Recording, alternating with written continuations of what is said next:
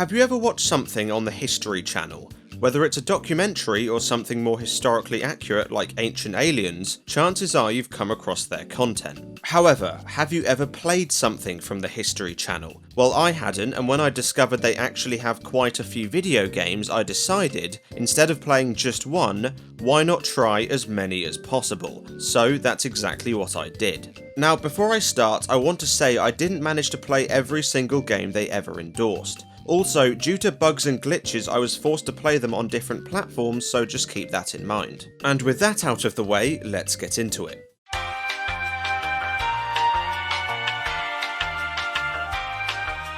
So Ice Road Truckers is perhaps the most obscure game on this list, having been released as a PlayStation Mini back in 2010. It's also the simplest, as all it involves is choosing a truck, driving along, earning enough money to access a level that looks remarkably similar to the one you just did, and repeat. Oh, and if you're getting big rigs over the road racing vibes, that's because in many ways, it's very much a condensed portable version. And while I can forgive the lacking content since, well, it's a PlayStation Mini so it wasn't going to have a huge amount to begin with, you should be able to expect some level of quality, which as you can imagine, this game doesn't have. Bland, hastily thrown together maps, trucks that handle like arse regardless of their stats, non-existent difficulty, painfully dull gameplay, and this happening every time you finish a level.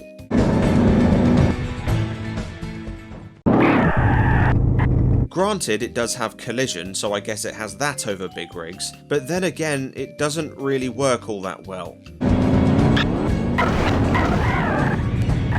Now, admittedly, you might enjoy this a bit more if you're a fan of the show, but even then, that's just character names on a scoreboard. That aside, this feels far more like a fan-made tribute than it does something that was officially endorsed by the History Channel. Also, if you've actually heard of this, tell me in the comments, because it has to be one of the most out there licensed video games I've ever come across. Apart from that, there really isn't much to say other than it's basic, not much fun, don't play it.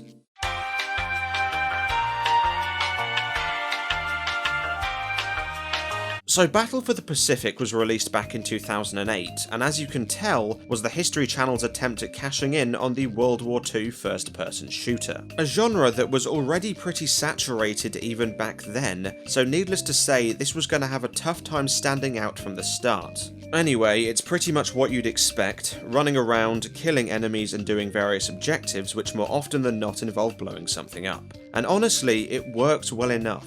Although, it is worth noting that many of the functional improvements came from the fact I played this on PC. And with a 60 FPS frame rate, better controls and improved graphics, your experience is bound to be better regardless of what you're playing. And even then, this game is still full of issues. Firstly, the AI is hot garbage, and it really impacts the game's difficulty in that there isn't any. Most of the time you can stand around in the open and never get hit, and that's not even including the times when the AI just fails to see you to begin with.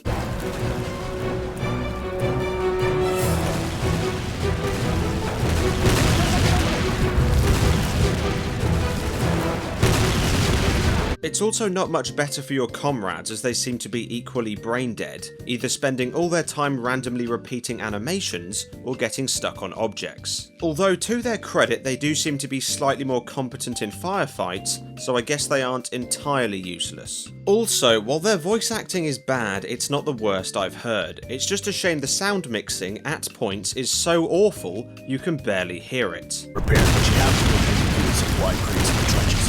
Get to it. Now you may be wondering, well, the player's perspective is the most important part, is that any good? And the answer to that is no, not really. Firstly, this game doesn't have a sprint feature, and no, I'm not joking, I looked high and low, it just doesn't have one. Now, why on earth they decided not to include such a basic feature, I have no idea. And what's more, is everyone else can. You just seem to be the only soldier who's decided to power walk his way through the Second World War. I should also mention that this isn't some trivial problem, since getting too far away means getting barked at for not following orders and or failing the mission. So as you can imagine, the inability to go faster than a mile jog makes this feature incredibly annoying. On top of that, the weapon variety isn't great, and yeah, I guess you could argue it's supposed to be historically accurate, but in this case, being historically accurate really isn't a good thing. For example, you have the standard weapons you see in every World War II game, and they function fine, but within the first few levels you've seen basically all of them. Sure, it throws in the occasional AA gun section, but even these manage to feel dull, since you never actually see the planes explode. Additionally, the guns you do have feel like they have no impact whatsoever. Whether it be a pistol or a trench gun, it all feels weightless, like you're shooting people with weaponized air. Now, I understand this might be hard to imagine, but essentially what it means is everything that isn't a grenade feels basically the same. Especially since every single weapon is effective at every range, meaning ammo capacity will be the only thing you ever care about. The maps also feel as lifeless and bland as the combat, with again nothing to make them very interesting. You either have jungles filled with minimal enemies or wide open areas filled with even less enemies, both of which are effortless to take care of due to the game's aforementioned lack of difficulty. They've even artificially extended these levels by having you run back and forth constantly, to the point where there's even one that makes you run to the end, then retreat back to the start, then run all the way back to the end again, which of course isn't much fun. And all these elements combined result in a game that, as you can see, isn't very good. However, to its credit, it's not the worst thing I've ever played. It's just one of those things that's utterly forgettable and you don't really have a reason to play it. Sure, it's perfectly playable, but when this came out, there was already an ocean of better games, including World at War that came out literally 19 days before this, so why would anyone consider something so mediocre?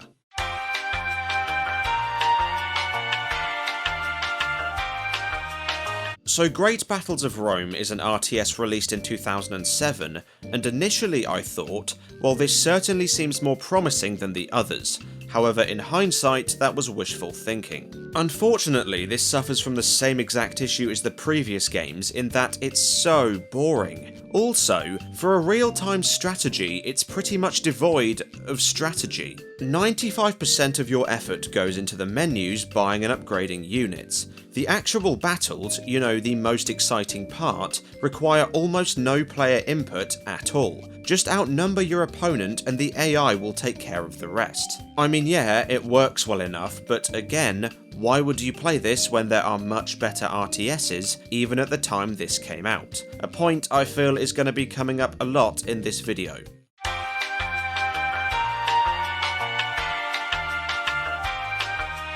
So Civil War Nation Divided was released back in 2007, and interestingly enough was developed by the same people who made Battle for the Pacific.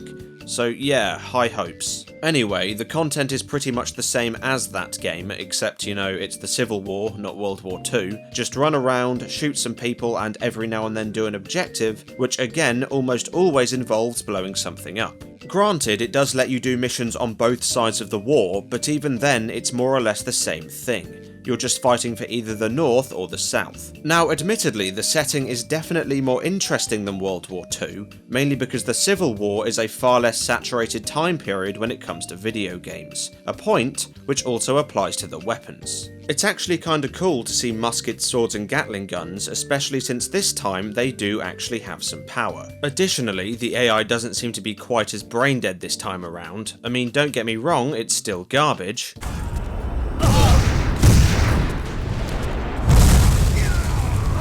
But on the whole, they do seem to be slightly more competent, not that it really matters since your Herculean amount of health makes dying pretty much impossible. Now that's not to say the game's without challenge, because it isn't, it's just challenge for all the wrong reasons. See, unlike Battle for the Pacific, I played this on a PS2 emulator, and to help with the quite frankly horrendous aiming, they've provided what is possibly the world's most useless auto-aim. I swear to God, you cannot hit anything. And given how sluggish the rest of the controls are, firefights become such a pain in the arse. Not because you're at any risk of dying, but because hitting anything can be almost impossible, especially since the hitboxes are also terrible.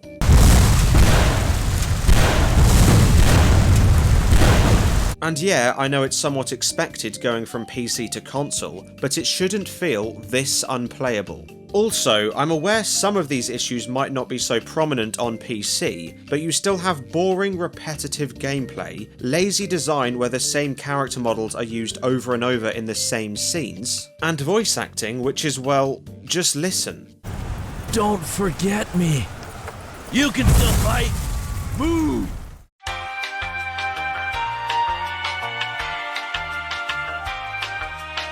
So Secret Missions is the History Channel's second Civil War game, coming out after both Nation Divided and Battle for the Pacific. Meaning one thing, this game actually has a sprint. Yeah, you know I'm getting desperate when the ability to sprint is something noteworthy. Anyway, again, the content is pretty much identical to the last two. Run around, shoot people, blow things up. However, this time there are some distinctive differences. The first being the auto-aim actually works,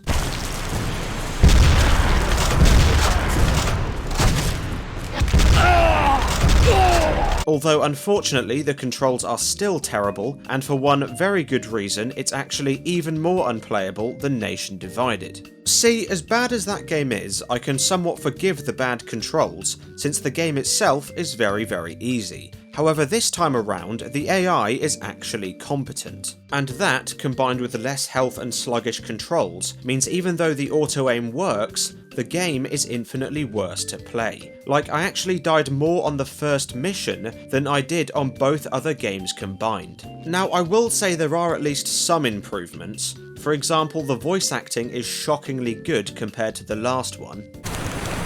What do you have for me, soldier? Alright, let's take you to the general. They've also included some more unique levels, but then again, even these managed to feel dull. Honestly, I can't help but feel this was more or less a downgrade on Nation Divided, and ironically, by fixing a massive issue, they made a game which is in my opinion worse.